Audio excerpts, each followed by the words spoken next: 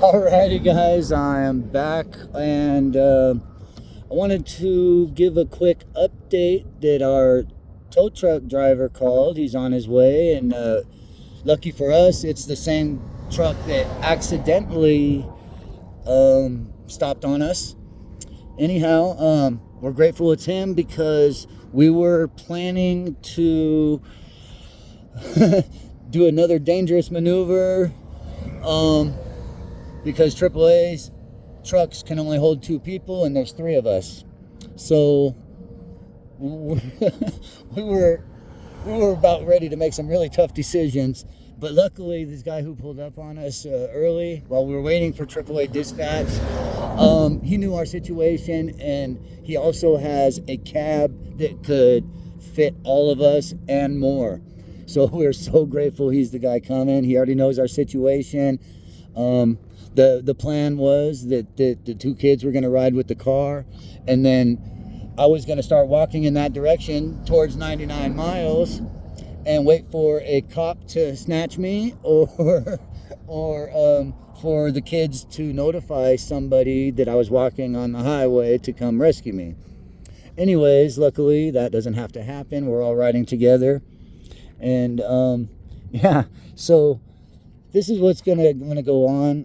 We're gonna hop in that, take it to a repair shop, spend the night there, wait for the shop to open, and then hopefully we could be back on the road within a few hours. In my experience, the alternator job, it's a little bit exhausting, but not too much labor, not too much for the part. The hard part is this is a limited edition model, and sometimes mechanical parts are different than the standard. So it might be harder to locate the right alternator. It is what it is. We'll be in a bigger city though, so they have services. We can take, Lyft to get some food, or we can DoorDash some food to us if we need to take care of that. That's no big deal. I love supporting the Lyft drivers and Uber drivers and Door Dashers, because those are the kind of people that I rent these cars to. So unfortunately, I've never got a delivery or a pickup from one of my clients, but I just think it's good karma to support the industries that you're working in, and it goes a long way sometimes too when I am able to give a card to my Lyft driver. And I got to go to the shop sometimes and pick up a car. And, I just feel like it might be a little good karma. And, oh, wow, that truck was close. Holy moly. All right. Stay off the white line, people. Let's go. Look at these guys. I see them coming. Here they come. All right. This was a good one. He moved over. Thank you. High five for the drivers that recognize to move over. The speed limit out here is 75 in our location. I'm coming from California, where 75 cost about $350 for me if I get caught. And I really don't want to deal with that kind of insurance increase.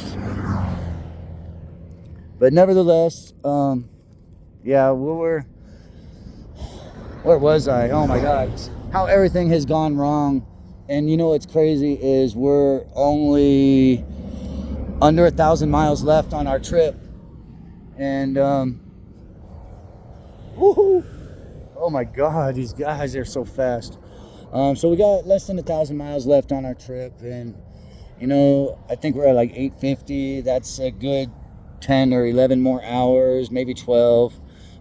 Plus some food and fuel time. Not to mention the time we're going to be spending on the repairs. Wow.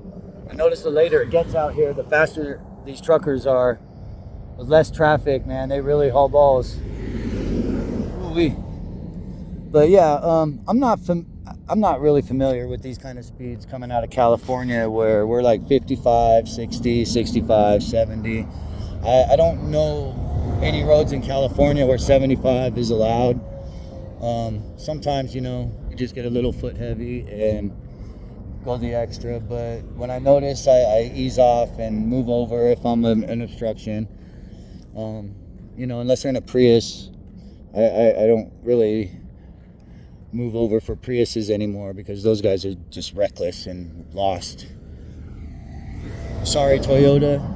Don't mean to damage your brand, but let me tell you, on this trip, I literally have not seen a Prius on the road since we got out of California. And just to make a joke and thought it would be funny, I looked up the dealerships at the area near the hotel that we stayed at, and it was a pretty major city in Oklahoma, and their Toyota dealership had exactly two Priuses on their lot, and this was a new car dealership. So apparently this Prius is not so popular outside of California, or they're not pushing it as hard. And then again, someone brought to my attention that some of the states on my route, Oklahoma, Nevada, what else was it? Utah. No, did we go through Utah? What was our states? Oklahoma, Nevada. We're in what now? New Mexico. Oh, New Mexico. Yeah, so somebody brought it to my attention a little bit that these are oil producing states. So they're not, those residents aren't really too keen on the electric vehicle and hybrid takeover. This oil industry they're reliant upon it for jobs and everything else, and trust me, they're not giving up their pickup trucks and their sports cars and their Camaros, no way. And you go from a Camaro to a Prius, I will pray for you. Not because the Prius is a bad brand or a bad car. I have one in the fleet, and it has been very reliable and very efficient, and everyone who's used it praised and thanked me for having one in the fleet. But nevertheless, I am very near road rage when I'm near a Prius on the road and I see them misbehaving and acting lost or driving dangerously. Anyways, that's not everybody. It's just maybe the Prius drivers in my neighborhood. I don't know. But let's get off the Prius and get back on how comical this trip has become. So far, this truck driver being the guy to come get us is about the first thing that's gone right since we left Oklahoma. And, that's still pending. He might, have a breakdown or something. Who knows? Maybe our bad luck affects him. Hopefully not, because we really love this rescue that's coming, and he can fit all of us. We don't have send a second rescue. So anyways, I would like to do an update when he gets here. Maybe video the car getting hitched up and taken away. And then I'm not going to do much recording on the trip in the tow truck. Just out of respect for the driver and so he can focus and concentrate. It is late and the traffic here is moving very quickly. It's not heavy traffic right now.